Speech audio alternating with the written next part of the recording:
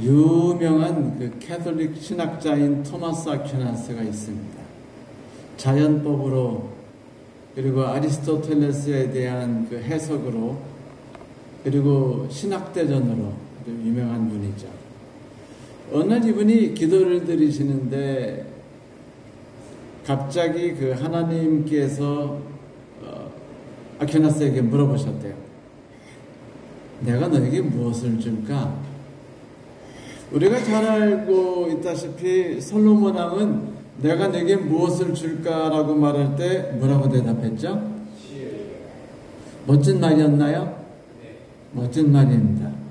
하지만 멋진 말임에도 불구하고 거기에는 약간의 문제성이 있어요.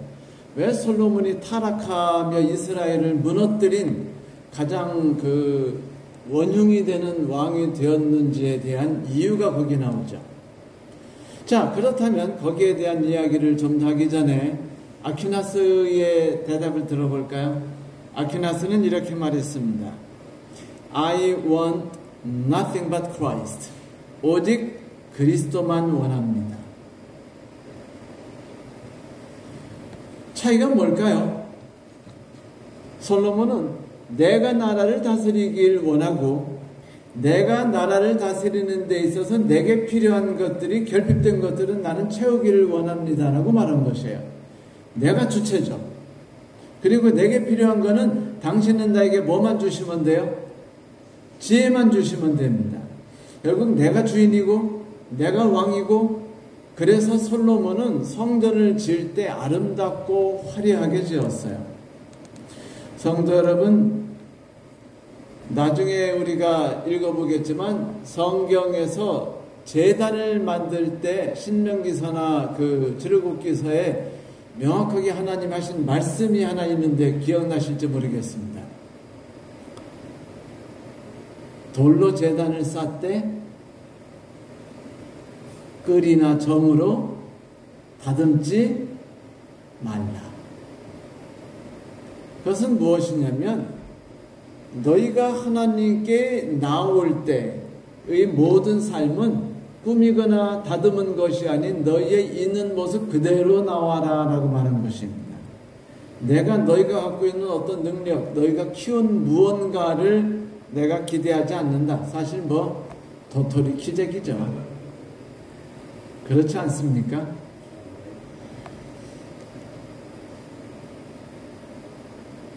그 이유는 토마스 아퀴나스가 이런 대답을 한 데는 이유가 분명히 있죠.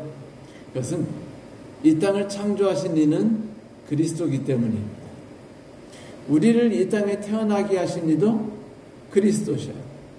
우리가 이 땅에서 살아가는 것도 그리고 우리의 살아가는 모든 삶도 그리스도의 인도하심에 의한 것입니다. 오늘 그리스도께서 우리를 하나님의 그 종으로서 살도록 인도하셨죠. 그리고 심지어 우리가 우리의 모든 일을 맞추었을 때 그리스도의 품으로 혹은 그리스도와 함께 돌아가는 날을 그리죠. 하나님께서도 그 날을 간절히 기다린다고 말씀하셨어요. 거기에 나오는 모든 이야기를 보면 세상의 주체는 하나님이시며 그리스도시고 그분이 하나님을 이 세상을 주관하시고 나 자신의 인생을 주관하신다는 거예요. 그런데 그렇다면 나는 왜 이 세상을 살아갈 때 그리스도가 없는 것처럼 살아갈 수 있을까? 왜 그렇게 살아가는가?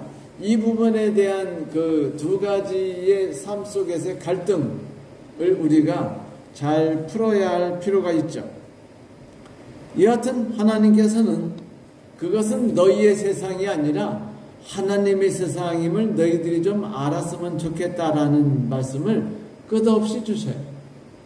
어떤 방식을 통해서 주실지 우리는 궁금하죠.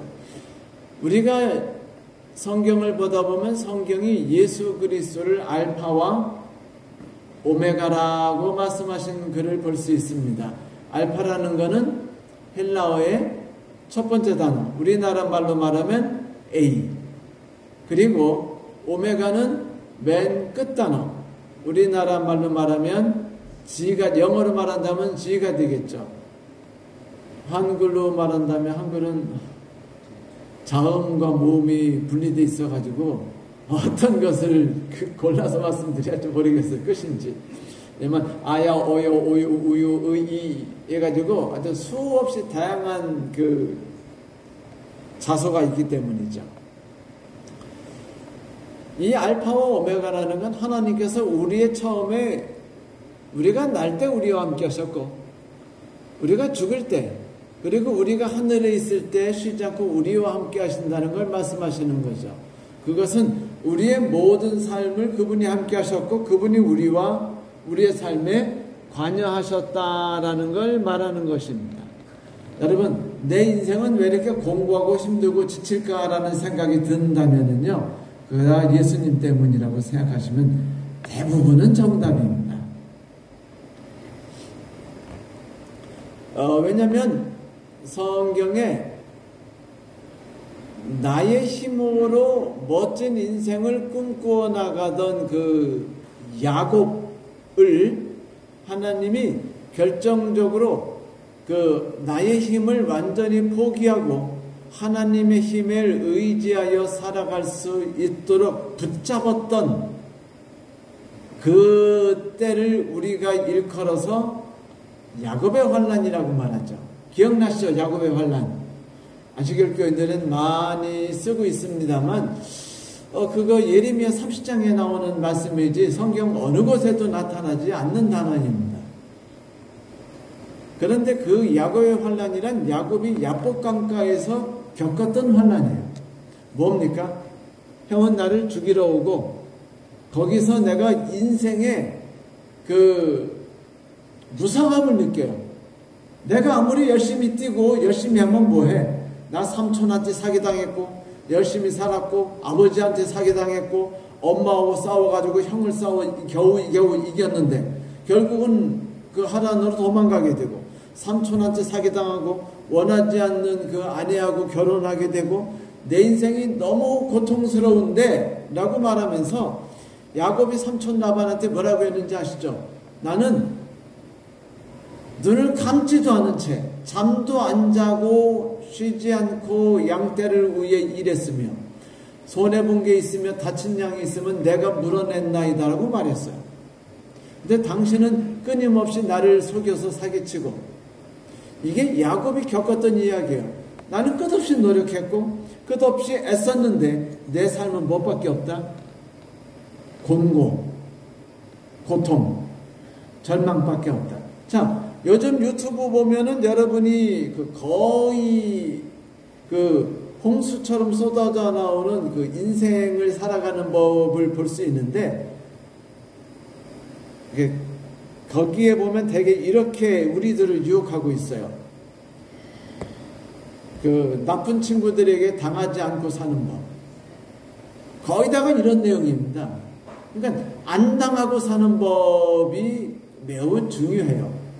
그래가지고 너는 중요한 사람이니까 라고 해서 안 당하고 살고 안 속고 살며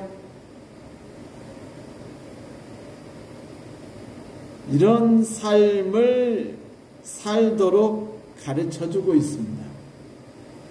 야곱도 그랬어요. 그런데 야곱이 그렇게 산 삶의 결과가 하나님의 축복을 받아서 그리스도인 생활도 성공적으로 했고 그리고 세상에서도 성공했고 그리고 나를 괴롭히던 삼촌에게 멋진 보복도 했고 해서 기분 좋은 마음으로 고향으로 금이 환영하는데 형이 자기를 죽이려고 400명의 부하를 이끌고 온다는 말에 모든 것이 무너져 버리죠.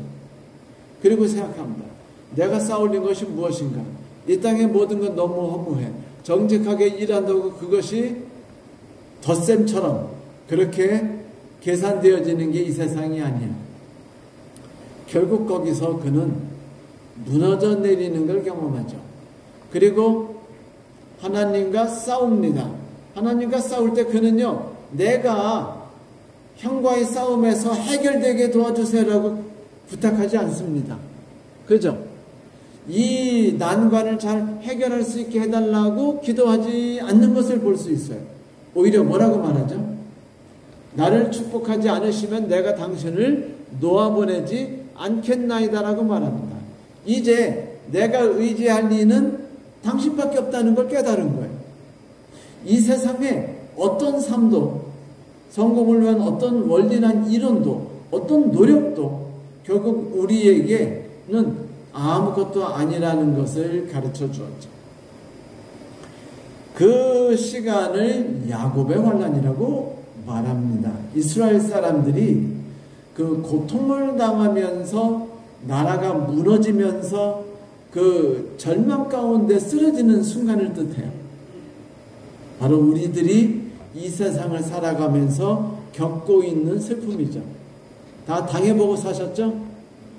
다 고통당했죠? 이놈의 왼수라고 말하기도 하고 어려움도 당하고 힘들고 지치게 살았습니다. 성경은 이 이야기를 이제부터 해주고 싶어요. 바울은 이제까지 바울은 자기가 싸웠던 모든 것들, 자기가 의지했고 자기로 하여금 뿌듯하게 만들어줬던 멋진 가문들, 자기가 열심히 살아간 삶, 하나님을 위해 자기가 던졌던 모든 희생들이 다 쓰레기라는 걸 느껴요. 내가 행했던 모든 것들은 다 쓰레기라고 생각합니다. 그리고는 그는 그리스도를 얻기 위해 혹은 그리스도 안에서 발견되기 위해 그 모든 것을 장애물로 내가 여긴다. 과거부터 여겼고 지금도 나는 그걸 그렇게 생각하고 여기며 살아가고 있다라고 말합니다. 그 말은 우리가 칭해받을 때 구원받은 것으로 끝나는 것이 아니라 구원 속에서 이루어지는 그리스도와 우리와의 관계는 계속 지속되고 있다는 걸 말하는 거예요.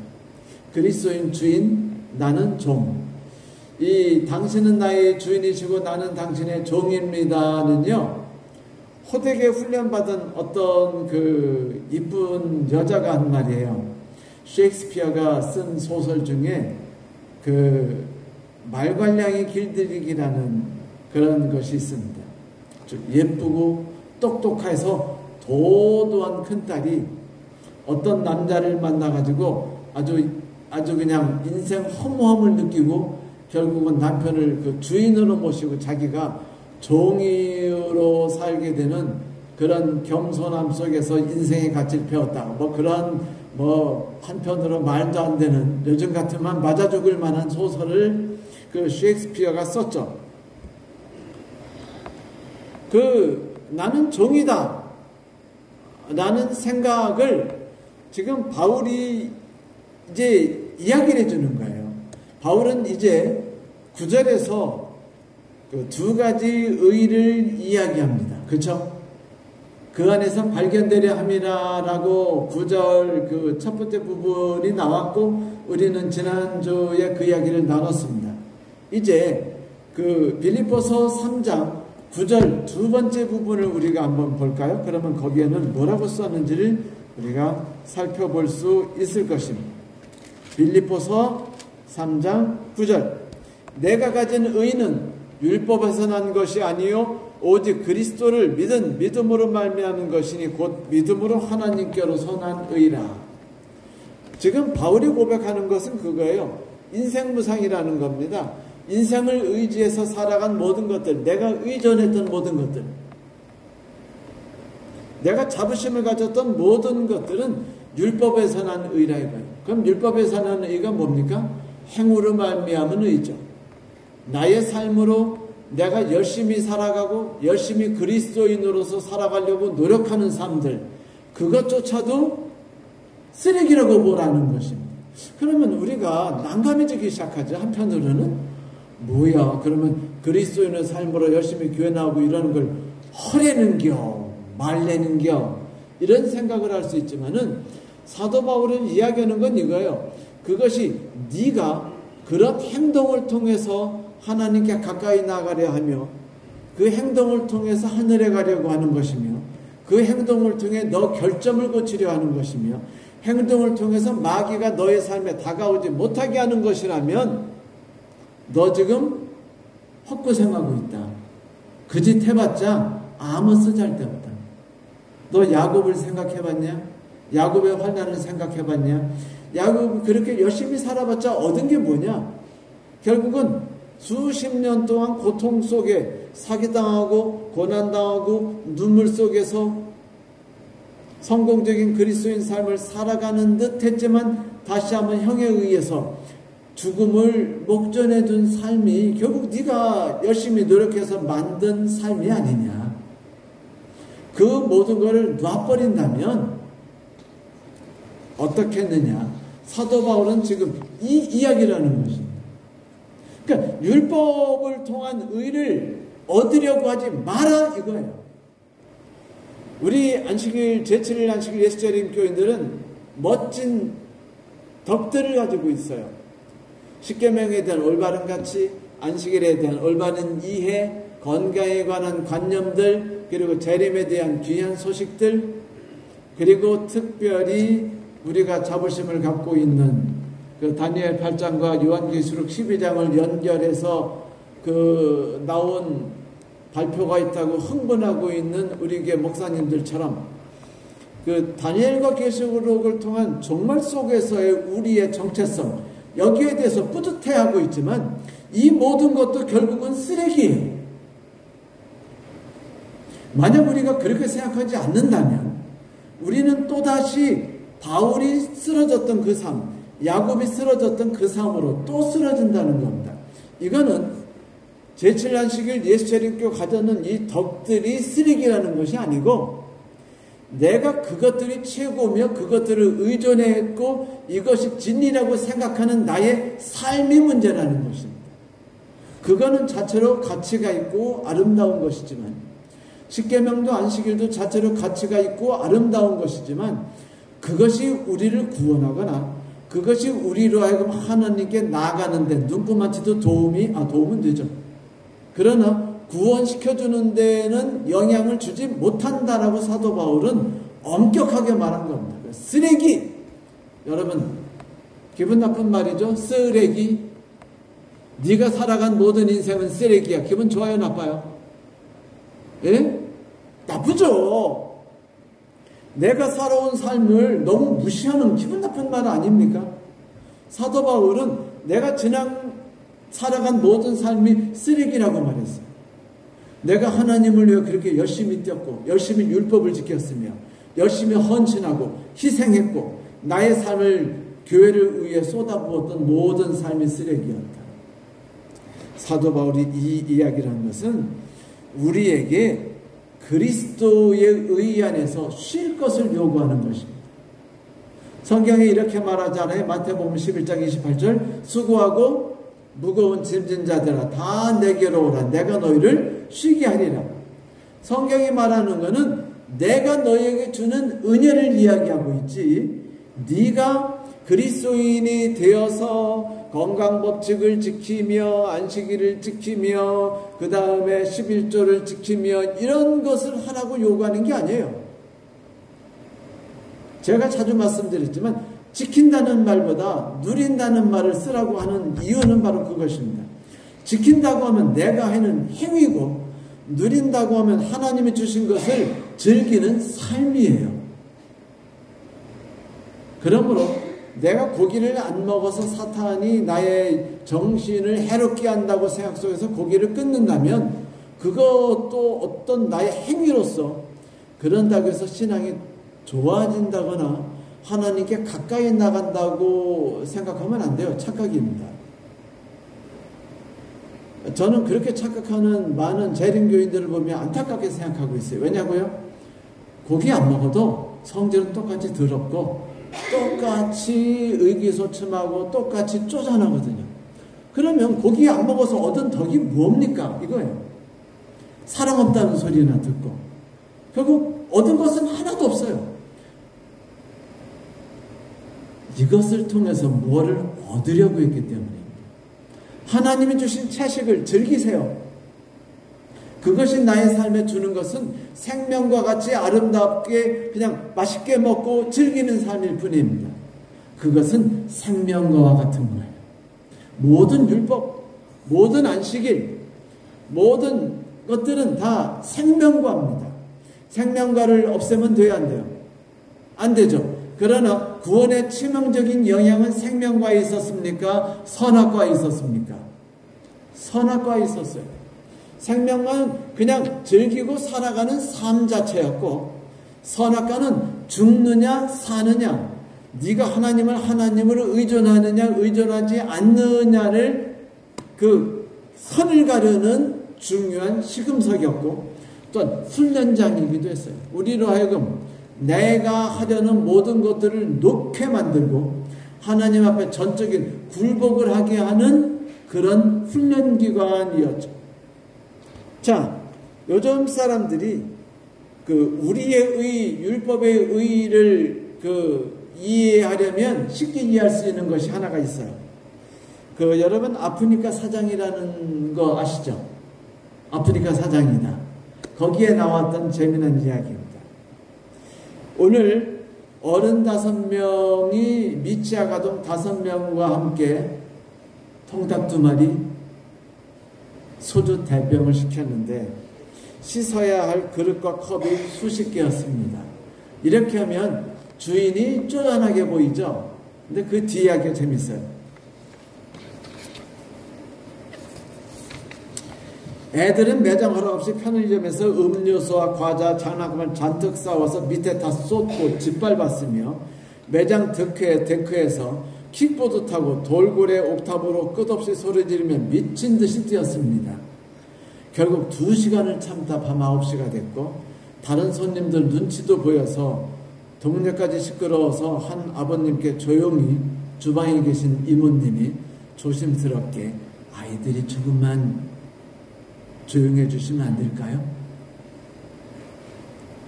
라고 부탁했습니다. 그러자 그 사람이 갈게요 그러더니 화를 내더니 야 우리가 시끄럽단다 라고 말하자 나머지 4명이 이제 분노를 냈습니다. 그래서 한 명씩 차례대로 식당에 들어가지고 하는 말이 아주 대박이었어요. 그래, 주문 받을 때마다 그렇게 짜증이 나셨어요? 애들이 시끄러워서. 첫 번째 남자. 두 번째 여자 손님, 전화 주문 많이 받아 장사하려는데 애들 때문에 주문 못 받아 많이 속상하셨나요? 세 번째, 이 집 자주 오는데 애들 너무 떠들지 말라고 미리 주의 주셨으면 조용했을 텐데 정말 너무하시네요. 그 다음에 저희 이 집 다시는 안 올게요 하고 가버렸습니다. 그들은 자기들이 모든 행하는 삶들과 자기들이 누리는 것과 즐기는 것들이 방해를 받거나 짓밟히는 걸 싫어했어요. 왜냐고요? 요즘은요, 우리가 어릴 때부터 부모님들이 아이들을 존중하면서 키우기 때문이에요. 매사에 지극히 존중합니다. 매사에 지극히 너무 설명해줘요. 매사에 너무 지극히 너무 예의를 다합니다. 매사에 지극히 너무 꼬투로도 안 때려요. 그런데 그 매사의 지극히가 요즘에 개판인 애들을 만들었고, 그 개판인 애들이 난장판 싸가지로 어른이 돼버렸어요. 그래가지고 내가 공격받는 걸 용서하지 않습니다. 엘리베이터 앞에 내 마음으로 내가 내 마음대로 하는데 뭐하고 자전거를 엘리베이터 문 앞에 놔요? 누가 옆에다 치웁니다. 그러니까 자전거 조금이라도 다치면 고발할 거예요 라고 말합니다. 이 집에 다시는 안 올게요. 뭐냐면 나는 깨어지지 말아야 하는 귀중한 존재라는 거예요.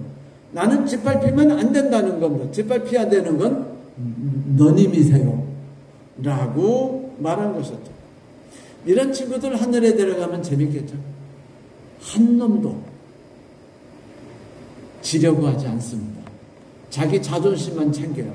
짓밟히고 당하고 밟히는 것을 다 싫어합니다. 왜냐고요? 꼬투리도 때리지 말했거든요.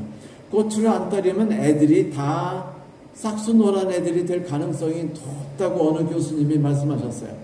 그분은 존중이 나쁘다는 건 아니에요. 과도한 존중은 애를 망가뜨린다고 말한 겁니다. 친절이 나쁘다고 말한 게 아니에요. 모든 걸 설명을 하는 게 나쁘다고 말한 게 아니에요. 모든 걸 다 설명해주면 애가 싹수노란 애가 될 뿐이라고 말한 겁니다. 아주 위험한 행동이라는 거죠. 모든 걸 다 그렇게 할 때가 문제인 거예요. 다시 말하면 이유 없이 혼날 때도 있고, 그리고 권위로서 명령을 내릴 때도 있고 안 되면 벌 주고 때릴 때도 있어야 된다는 거예요. 물론 감정으로 때리거나 하면 안 되지만 성경에도 자녀에게 매를 대는 것은 자녀에게 유익이라고 말한 적이 있지 않습니까? 그것은 모든 게 균형과 적절성을 이야기한 거죠. 매가 좋다는 건 아닙니다. 자, 이런 아이들이 하늘 가면 지옥이 되죠. 그래서 그런지 요즘엔요, 벤츠만 산 분이면은 아주 내가 열심히 인생 살아서 내 벤츠 샀으니까 내가 누려야 된다고 생각하는 거예요. 아무렇게나 껴드는 차, 그 나로 하여금 깜짝 놀래 기절하다시피 하고 차 흔들리게 하고 브레이크 잡고 땀 흘리게 만드는 차는 하나같이 포르쉐 아니면은 벤츠, 아우디 아니면은 하다못해 제네시스더라고요. 이건 심각한 문제입니다. 그런데 이렇게 나는 존중받아야 되고 라고 말하는 것은요, 깨지지 않는 돌이에요. 성경이 말했죠. 누구든지 돌 위에 떨어져 깨지면, 그러나 깨지지 않으면 그 돌이 그 위에 떨어져서 가루를 내리라. 그건 뭐냐면 우리 그리스도인의 삶이라는 게요, 정체성이 딱 하나밖에 없다는 거예요. 짓밟히고 깨지고. 왜 짓밟히고 깨지야죠? 왜 남편을 항상 저렇게 생각성 없이 저렇게 그냥 뭐 애처럼 해가지고 또 다른 애라고 엄마들이 그렇게 항상 말하는 겁니까? 네? 그냥 저 왼수라고 왜 입에 대고 하는 거예요? 그런 왼수가 있어야 내가 짓밟히고 내가 깨지는 경험들을 할 수 있기 때문이에요. 어떤 분이 이런 얘기를 해주셨습니다. 군대가 매력적인 게 있대요. 첫째, 아무 이유 없이 패고 기합 준대요. 그래가지고요, 사람들이 아무 이유 없이 얻어맞거나 하는 거에 대해서 인내심을 갖게 됐답니다. 그걸 허용할 수 있게 됐대요. 내가 왜 맞았는데요? 이유를 대세요. 그러다 보니까 애들도 부모님이 이거 해 그러면 뭐라 그러죠? 왜요라고 물어요. 가장 싸가지 없는 말이에요. 그 뭐냐면 나는 당신을 부모라고 생각하지 않습니다. 당신이 말이 논리 타당하면 내가 해줄게요. 그건 뭐예요? 당신은 몸종, 나는 주인. 그래가지고 이런 설명을 듣고 자란 아이들은 엄마는 매사에 나에게 사정을 설명해서 내 행동과 나의 즐기는 것을, 행동을 내가 어떻게 선택할 수 있도록 갈구하는, 이거 보고 우리가 뭐라 그러죠? 을이다 라고 어릴 때 생각하게 만든답니다. 그래가지고 아이들이 일찍부터 갑질을 해가지고 어른 돼가지고 부모를 아주 그냥 개취급을 하게 되는 거는, 이거는 애가 나쁜 놈이 아니고 부모가 나쁘다는 거예요. 왜죠? 괴롭히질 않았어요. 눈물 나게 안 했습니다. 그 자존심이 무너지는 경험을 하지 않았고 상처 주는 경험을 하지 않았어요. 이 자기의 의를 무너뜨리는 것이 그리스도의 의예요. 여러분, 안식일은 뭐죠?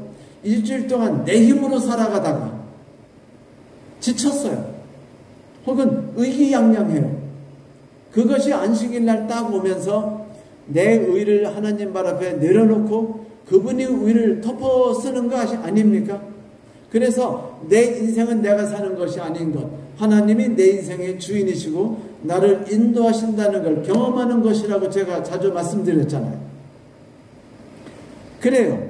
와서 내 그늘 아래 편히 쉬렴. 이것이 그리스도의 의입니다. 그러니까 율법의 의가 뭐냐? 그리스도의 의가 뭐냐? 신학적으로 설명하려면 너무너무 힘들어요. 이거 가지고 아주 그냥 얼마나 많은 그 이단이 만들어진지 모릅니다. 간단해요. 한마디로 애정남, 애매한 것을 정하는 남자처럼, 애정남처럼 저도 정해준다면 간단해요.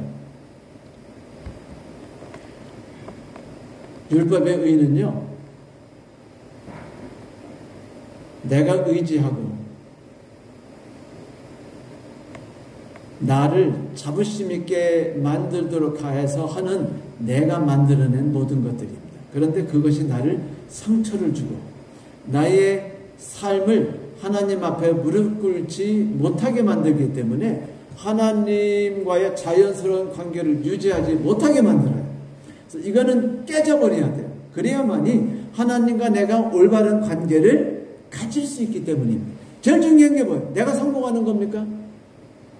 여러분, 참 흥미로운 이야기는 성경에 그 제단을 어떻게 하라고 했다고요? 다듬지 않은 돌로 하라고 말했다고요. 솔로몬은 너무 화려한 성전을 세웠습니다. 하나님이 원하시지 않는 거예요. 하나님 여러 번 말씀하셨죠. 내가 언제 너에게 성전 세우라고 하든. 인간은요, 막 공교히 만들려고 그래요. 그래서 공교히 만들어진 멋진 교회들은 대부분 어느 교회가 만들었는지 아시죠? 천주교입니다.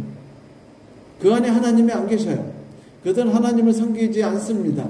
그러므로 그들은 인간이 만든 공교한 삶을 추구해요. 그래서 인간의 헌신, 인간의 봉사, 인간의 자선활동을 추구합니다. 그리고 신탁활동. 죽어서도 모든 재산을 자녀에게 주지 않고 하나님께 드리도록 요청합니다. 그리고 교회는 어떻게 만들어요? 최대한 화려하게. 그래서 모든 그림, 모든 조각은 다 어디서 나왔죠? 로마 시대 때 나왔지만 그것을 가장 부흥시킨 것은 로만 캐톨릭입니다. 모든 화가들이 먹고 살 수 있는 것은 교회 때문이었어요. 모든 조각가들이 먹고 살 수 있는 것은 교회 때문이었습니다. 그들이 다 먹고 살게 해줬어요. 그렇게 천주교는 그 돈으로 교회를 치장했습니다. 대신 하나님은 계시지 않았죠. 그러니까 하나님께서 말씀하시는 겁니다. 다듬지 않은 돌로 제단을 쌓아. 그것은 뭐냐면 꾸민 모습으로 나오지 마라. 나는 네가 아무리 꾸민다 할지라도 네 본질이 무엇인지 알아. 네가 화장한다고 해서 네가 아침에 일어나고 맨 얼굴로 내가 보게 되는 날이 안 올 줄 아니? 라고 남편이 생각하는 것처럼 하나님께서도 똑같이 생각하셔요. 네가 아무리 고기 안 먹고 천연법칙 지키고 율법 지키면서 재림교 신도로서 열심히 살아간다 할지라도 네 본성 속에 나를 의지하지 않고 이 세상 속에 살아가면서 속상하고 좌절하고 억울해하며 분통 터져하고 그리고 두려워하고 불안해하는 삶을 내가 모를 줄 아니? 그것이 마음이 아프신 거예요, 하나님은. 그래서 하나님은 의로 우리에게 덮어주고자 하시는 겁니다. 내가 내 인생을 책임져 주마. 내가 내 인생을 덮어주마. 왜 내가 힘든 인생을 살아가려 하느냐? 대신 조건은 하나다. 깨져라. 뭐라고요? 깨져라 이겁니다. 네가 깨져야 된다. 그래요. 다듬은 돌을 하나님이 기대한다고 꿈꾸지 마십시오. 하나님은 바라시는 건 딱 하나입니다. 내가 얼마나 신앙이 성장했는가? 내가 얼마나 높이 동안 신앙을 쌓아왔는가? 아무것도 아니에요. 그것이 아니라 내가 얼마나 간절한 마음으로 주님을 뵙기 위해서, 그분을 의지하기 위해서, 그분이 나의 삶을 주관할 수 있는 유일한 분이라는 걸 깨닫고 나올 수 있는가만 보실 분입니다. 딴 거 아무것도 안 보셔요. 그분이 하늘에 오실 때 우리를 보고 안식일 계명 지켰나? 십계명 지켰나? 그 돼지고기 먹었어? 안 먹었어? 쇠고기 먹었나? 이런 거 따지실 것 같아요? 사단이 내 인생을 몇 번 주관했나 보실 것 같습니까? 천만의 말씀 만만의 공덕이에요. 그분이 보시는 건 하나입니다. 네가 내 앞에서 굴복되었는가? 완전히 깨졌는가? 이겁니다. 그래요. 상하고 통회한 마음으로 드리는 예배를 원하시지, 우리가 정성스럽고 화려하고 아름답고 멋지게 꾸며서 나가는 걸 원하지 않으십니다. 잘 아는 이야기죠, 여러분. 영국의 한 화가가 한 진솔한 인생의 모습을 그리고 싶었는데 찾지를 못했어요. 근데 어느 지하도를 지나가다가 한 거지를 봤는데 저게 인생 같았어요. 그 찌든 모습, 상하고 지친 표정들이 인생이 어떤 것인지를 보여주는 것 같았습니다. 그래서 가까이 가서 말했습니다. 혹시 제 그림의 그 모델이 되어주지 않으시겠습니까? 그러면서 명함을 주고 이리 찾아오시라고 그런 다음에 좀 돈 좀 일부 드렸어요. 사례금으로. 이번 생각에 내가 좀 인물이 되나 보다. 그러니까 저 화가가 나를 불렀겠지. 그리고서 가는데 한번 내 멋진 진면목을 보여주자 라고 생각해서 면도했습니다. 이발사 갔어요. 머리 깨끗하게 다듬었어요. 그리고 때 빼고 광 내고 목욕탕 가서 때 좀 다 불려가지고 주변 목욕탕 아주 다 더럽힌 다음에, 로마 목욕탕이요, 목욕탕으로 유명하죠. 근데 여러분 아세요? 온갖 피부병이란 피부병, 성병이란 성병은 다 로마 목욕탕에서 퍼져나갔습니다. 물이 얼마나 들어오는지 한 달 이상 안 갈고 막 그랬어요. 온천이 흘러나오는데도 불구하고. 로마 목욕탕이 가장 비위생적인 곳이었는데도 로마는 목욕탕을 끝없이 만들었어요. 자, 그런데 그 목욕해서 하여튼 주변에 때를 가득히 떼어놓고서 이제 옷까지 남은 돈으로 산 다음에 다음날 화가집에 갔습니다. 두들겼죠. 화가가 나오더니 그래요. 누구세요? 영 모르는 눈초리로 어제 나를 보고 감동을 받아가지고 당신 같은 이는 볼 수 없다고 말하면서 뭐 눈물 콧물 뺄 것 같더니 이거 웬거요? 그러더니 저 모르십니까? 어제 저에게 그 모델로 오라고 하지 않으셨습니까? 그러니까 화가는 내가 당신 보고 있는 모습 그대로 오라 그랬지. 난 그 모습을 바랬지. 때 빼고 광낸 모습을 바라지 않았습니다. 내쫓겼어요. 성도 여러분, 왜 우리가 자꾸 더 선하고 더 아름답고 더 가치 있게 모든 걸 쌓아나가려고 노력하죠? 결국은 그렇게 살고다가 지칠 모습을요. 성경은 우리에게 수고하고 무거운 짐진 자라고 자꾸 말씀하십니다. 그렇게 인생 살지 말고 새로운 방식으로 살아보라는 거예요. 야곱의 혼란을 겪어보라는 것입니다. 돌 위에 무너져서 한번 깨져보라는 것입니다. 그래서 내 힘으로 살아가는 자기 의가 무너지는 걸 경험한 다음에 하나님이 주시는 의를 받아보라는 것입니다. 얼마나 좋은 얘기예요. 얼마나 나라하여금 마음 편하게 하는 겁니까? 솔직히 말해서 하늘나라 가기 너무 힘들지 않아요? 지켜야 될 일, 해야 될 일이 너무 많지 않습니까? 그런데 하고 나서도 성도님들 60세든 50대든 70대든 똑같이 말씀하셔요. 자신이 없다. 힘들다. 내가 하늘에 갈지 확신이 서지 않는다. 그런데 그거는 개인적으로 말할 때고, 목사님이 설교단에서 여러분 구원 받으셨습니까? 네! 앵무새처럼 똑같이 이야기하셔요. 제비처럼. 그러니까 겉다르고 속다른 거죠. 속으로는 다 갈등하고 고민하고 힘들어 하셔요. 이 길로 나가야 될 것 같아서 노력은 하는데 그것이 너무 어렵고 힘들고 10일 동안 가가지고 죽어버린 내 모습을 보는 겁니다. 캐릭터를 새로 키워야 되는 거예요. 억울하게. 또 애써 키워가지고 또 죽이면 또 새로 키워야 되는 거예요.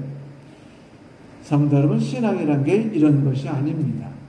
신앙이라는 건 내가 얼만큼 멋지게 인생을 살아가기 위해, 아름다운 신앙을 쌓아가기 위해 애쓰는 삶이 아니라 하나님께서 내게 주려 하시는 삶을 받아들이기 위해서 어떻게 나 자신이 깨어져야 하는가입니다. 깨어지는 삶을 배우기가 이 세상에서 가장 힘들다고 어느 분이 말씀하셔요. 가장 쉽지만 가장 어려운 건 우리는 깨어지기가 싫거든요. 이 세상을 의지하는 것이 편하거든요. 그러나 하나님께서 우리에게 깨어지라고 말합니다. 이유가 없이. 이유가 있어서 받는 고통을 기대하지 마십시오. 이유가 있어서 받는 고통은 고통이 아닙니다. 그건 하나님께로부터 오는 것이 아닙니다. 하나님이 욥을 괴롭히셨을 때 욥의 재산, 자식들 모든 걸 망가뜨렸을 뿐 아니라 주변 자기를 존경하고 사랑했던 사람들이 원수로 다가왔을 때 배신감 속에 처저히 무너졌을 때 욥은요 이유를 알지 못했어요. 처음에 그는 신앙인답게 말했습니다. 주신 분도 하나님이시고 가져가는 분도 하나님이시니 아주 멋진 그리스도인처럼 쇼를 했죠. 어떻게 그렇게 믿었을 수도 있습니다. 그런데 며칠 지나고 나서 뭐래요? 인생 더럽다. 이게 신앙이냐? 하나님이 있는 거야? 내가 태어난 날이 죽어버렸으면 좋겠어. 암흑으로 돌아갔으면 좋겠어. 엄마가 나를 태어나게 하려다가 안 태어나게 사산시켰으면 좋을걸. 뭐 이런 얘기를 합니다. 뭐예요? 하나님 믿는 게 억울하고 속상하다는 겁니다. 왜? 이유는 단 하나입니다. 고통 좋다 이거예요. 시련 좋다 이겁니다. 근데 왜 이유 없이 오냐 이거예요. 왜 이유 없이 오냐는 겁니다. 그리스도인들이 그건 너무 싫어해요. 그런데 여러분, 하나님은 절대로 한 번도 이유 있는 신앙을 요구하지 않으십니다. 이거 먹으면 건강해지고 이거 먹으면 마귀가 네 영혼에 간섭하지 못해. 그러니까 고기 끊어. 이런 논리적인 이야기는 하나님과 상관없어요. 하나님이 이렇게 말할 뿐입니다. 고기 먹지 마. 왜요? 그냥 먹지 않으면 되는 거야. 왜 이유가 필요하지? 먹지 마. 그러면 애가 할 일은 두 가지예요. 첫째, 자기가 구글링을 해보니까 엄마 말이 개판이에요. 그래서 고기 먹었어요. 두 번째, 이유는 모르지만 엄마가 나를 위해서 하셨을 테니까 살피지 않고 엄마 말씀을 따라 고기 안 먹는 겁니다.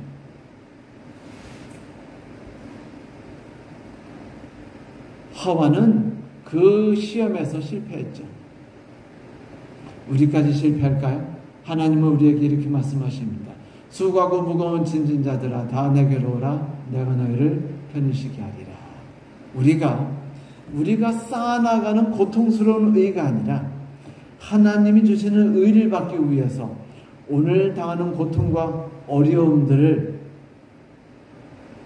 겪어나갈 수 있는, 그리고 내가 쌓은 의를 과감히 버릴 수 있는, 하나님이 고통을 주실 때 그것을 허락하고 받아들일 수 있는, 그래서 야곱처럼 내게 축복을 주시옵소서 그렇지 않으면 당신을 놓지 않겠나이다 라고 말하는 것처럼 그렇게 한번 우리가 새로운 입장에서 신앙을 살아보면 어떨까?